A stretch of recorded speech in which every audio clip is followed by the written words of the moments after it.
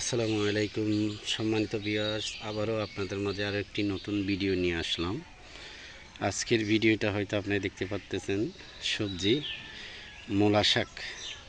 মূলা শাকের চাষ করতে শীতের মৌসুম চলে আসছে এবং শীতের শুরুতেই যে শাকের যে চাহিদা সেটা ব্যাকআপ দেওয়ার জন্য আমি এভাবে সারিবদ্ধভাবে কিছু মূলার বিচি এবং ফেলেছিলাম। সেগুলো আলহামদুলিল্লাহ আপনাদের দোয়ায় কি সুন্দরভাবে বেড়ে উঠছে। দেখুন, আমি চেষ্টা করেছি অল্প অল্প করে কিছু সবজি যেন পাই সেই হিসেবে লাগানো।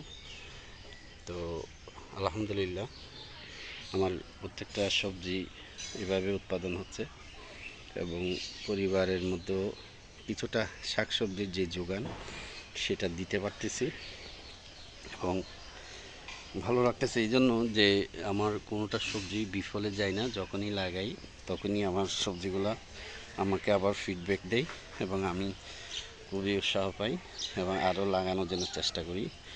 তো আপনারাও চাইলে আমার মতো এভাবে সবজি লাগাতে পারেন এবং বাসার যে প্রয়োজনীয়তা আছে সেই প্রয়োজনীয়তা এখান থেকেই নিতে পারেন। আপনারা ছোট ছোট করে এভাবে যদি আট বেঁধে আপনারা করেন তাহলে এখান থেকে প্রচুর আপনারা সবজি পেতে পারেন।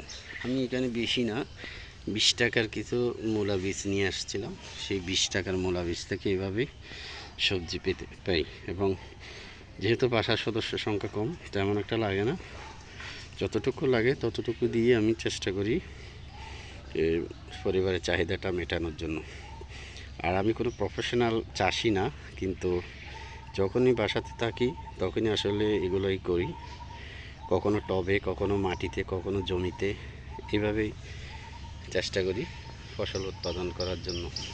তো আজকের সবজির বিষয়টা হচ্ছে মূলা শাক এবং মূলা শাক নিয়ে আজকের ভিডিওটা আপনাদের মাঝে শেয়ার করলাম।